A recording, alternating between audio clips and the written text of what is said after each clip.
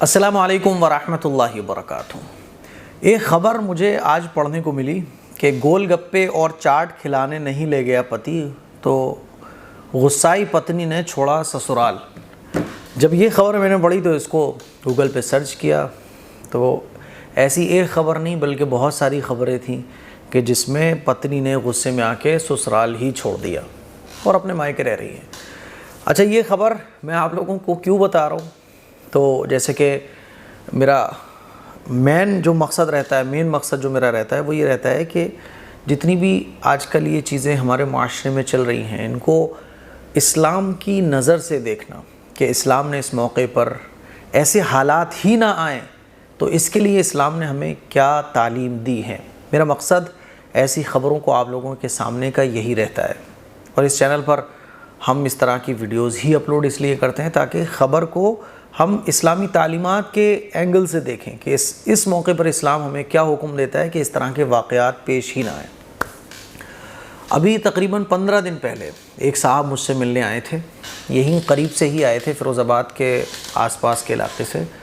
میں جگہ کا نام نہیں لیتا ہوں، ٹھیک ہے، تاکہ شناخت ظاہر نہ ہو۔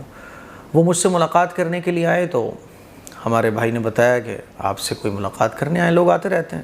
میں نے کہا انہیں مسجد بٹھا لو، میں آتا ہوں۔ میں ان سے ملا، انہوں نے کہا میں آپ کی ویڈیو دیکھتا ہوں اور ایک مسئلے کے سلسلے میں میرا آپ کے پاس آنا ہوا ہے۔ انہوں نے کہا کہ ان کی سسرال فیروز آباد کی ہے اور مسئلہ یہ ہے کہ لڑکی والوں نے جو ہے نا وہ کیس کر دیا ہے، اور اب میری جو بیوی ہے وہ بھی اپنے مائکے بیٹھی ہوئی ہے، اور میں تو لانا چاہتا ہوں اس کو لیکن وہ آنے کو تیار نہیں ہے۔ تو مجھے بڑی حیرانی ہوئی کہ یار ایک آدمی اپنی بیوی کو لے کے آنا چاہتا ہے، وہ مائکے میں رکی ہوئی ہے۔ تو میں نے پوچھا اچھا کیا حالت ہے؟ کہنے لگے کہ بس غصے میں آ کے وہ رک گئی ہے اور اب آنے کا نام نہیں لیتی ہے، اوپر سے کیس اور ڈال دیا ہے تو مجھے تاریخ پہ جانا بھی پڑتا ہے، بہت پرابلم ہے۔ تو میں نے کہا ٹھیک ہے، میں کیا کر سکتا ہوں کہ مفتی صاحب آپ کچھ فیروز آباد میں بات کر کے دیکھیے۔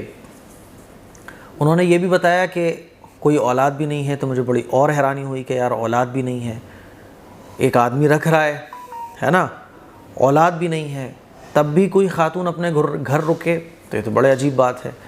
تو میں نے کہا بھائی یہ جتنے بھی مسئلے ہوتے ہیں ہمارے والد صاحب سالو کرتے ہیں، کیونکہ فیروز آباد میں والد صاحب کو سبھی لوگ جانتے ہیں، ان کی بات کا مان اور سمان رکھا جاتا ہے۔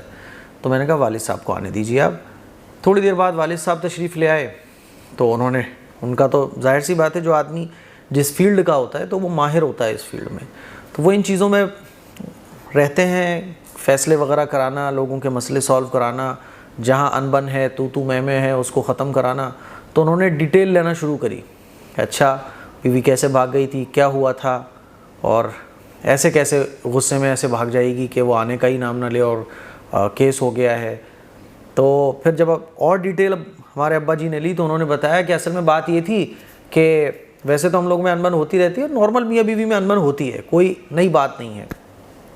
ایک مرتبہ وہ گول گپے کے لیے ضد کرنے لگی تو میں نے کہا، میں نے اس پہ ضد پہ انہیں ڈانٹ لگائی تو انہوں نے پھر بھی ضد نہیں چھوڑی، تو میں نے جو ہے نا وہ ان کی پٹائی لگا دی۔ جب انہوں نے ریئل بات بتائی تو وہ غصے میں آ کے اپنے مائکے چلی گئی۔ تو ابا جی نے کہا کہ یار گول گپے کی وجہ سے تم نے پٹائی لگا دی، مطلب گول گپے کی وجہ سے پٹائی لگا دی اور تم نے مطلب بیوی کی دھنائی کر ڈالی، کتنی عجیب بات ہے، چہرے سے تم اتنا شریف لگ رہے ہو۔ میں بھی حیران، کیونکہ مجھے تو وہ سارے دکھ درد بتا رہے تھے نا کہ بچے بھی نہیں ہیں اور میں یہ کرتا ہوں وہ کرتا ہوں، پھر بھی میرے اوپر کیس کرا دیے، تو بڑی حیرانی ہوئی۔ تو ابا جی نے کہا کہ چلو میں تمہارا مسئلہ سالو کروا دوں گا لیکن آئندہ یہ حرکت نہیں ہونا چاہیے۔ بہرحال اللہ کے فضل و کرم سے ان کا مسئلہ تو سارٹ آؤٹ ہو گیا ہوگا، ہے نا، کیونکہ وہ ابا جی کے پاس چلا گیا تو ہو گیا ہوگا، واللہ عالم۔ لیکن اس میں جو حیران کر دینے والی بات ہے کہ میاں بیوی کا رشتہ اتنا کمزور ہو چکا ہے کہ گول گپوں کی وجہ سے جھگڑے چل رہے ہیں۔ سمجھ رہے ہو؟ پہلے تو میں سمجھا تھا یہ کہیں وہ خبر تو نہیں ہے جو بھائی صاحب میرے پاس آئے تھے، میں نے جب نیٹ پہ سرچ کیا تو اس طرح کی بہت خبریں ہیں کہ بیوی گول گپے کی ضد کر رہی ہے، پتی جو ہے وہ کھلانے نہیں لے گیا تو بیوی نے مائکے چھوڑ دیا، یا شوہر نے بیوی کی پٹائی لگا دی، بیوی نے جو ہے نا وہ سسرال چھوڑ دیا، مائکے چلی گئی، شوہر نے پٹائی لگا دی۔ ایسا کیوں ہوتا ہے؟ دونوں طرف سے غلطیاں ہیں۔ کبھی مان لیجئے آپ نے کوئی چاہت شوہر سے ظاہر کی، اسلام یہ کہتا ہے کہ اپنی بیوی کا خیال رکھو۔ بیوی کوئی خواہش ظاہر کر رہی ہے تو بھائی شوہر اس کی خواہش کو پورا نہیں کرے گا تو کون کرے گا؟ شوہروں کو چاہیے کہ بیوی کی خواہش پوری کریں۔ ابھی گول گپے کی کوئی اتنی بڑی خواہش نہیں ہے کہ اس میں 1000-2000 روپے آپ کے خرچ ہوں گے۔ 100 روپے میں بہترین گول گپے کا پیکٹ آ جائے گا، آپ کو باہر نہیں بھی جانا تو 150 روپے میں زومیٹو سویگی والا دے جائے گا۔ تو بیوی کی خواہش پوری کرنا، اللہ کے نبی صلی اللہ علیہ وسلم نے ایک صحابی سے ارشاد فرمایا کہ بیوی پر خرچ کرنا یہ صدقہ ہے۔ تم بیوی کے منہ میں جو لقمہ رکھتے ہو نا، یعنی کما کے لاتے ہو، گھر پہ جو رکھتے ہو، جو بیوی بچوں کو کھلاتے ہو، اس پہ بھی اللہ تعالیٰ تمہیں صدقے کے برابر ثواب عطا فرماتا ہے۔ تو پہلے تو شوہر کو بیوی کی خواہش کو پورا کرنا چاہیے، ہے نا۔ لیکن ہمارے معاشرے کی پرابلم یہ ہے کہ بیوی اپنے مطلب کی بات سنتی ہے، یعنی یہ جو میں بیان کر رہا ہوں تو اس کو مرد حضرات کیچ نہیں کریں گے، اس کو خواتین کیچ کریں گی، اور میری ان باتوں کو شوہروں کو اوپر دلیل بنا کے پیش کیا جائے گا، دیکھو حدیث میں ہے بیوی کی خواہش پوری کرنا چاہیے۔ تو پرابلم یہ ہے کہ ہر شخص اپنے حق کو جاننے کی کوشش کر رہا ہے، وہ یہ نہیں جاننے کی کوشش کر رہا ہے کہ میرے اوپر دوسرے کے کیا حق ہیں۔ تو ہمیں چاہیے کہ ہم دین کی باتیں اس نظریے سے سنیں کہ میرے اوپر جو حقوق عائد ہوتے ہیں وہ مجھے پورے کرنے ہیں، نہ کہ مجھے حق لینا ہے۔ ہم لوگوں کا کیا سین بن گیا ہے کہ ہم لوگ دین کی باتوں کو اس لیے سنتے ہیں کہ مجھے کن کن سے اپنا حق لینا ہے نا۔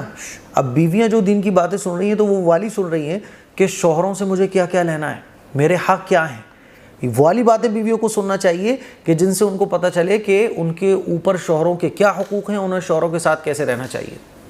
تو بیویوں کی خواہش پوری کرنا یہ مردوں کی ذمہ داری ہے۔ مردوں کو چاہیے کہ اپنے اس حق کو یاد رکھیں کہ مجھے بیویوں کو کیا دینا ہے نا۔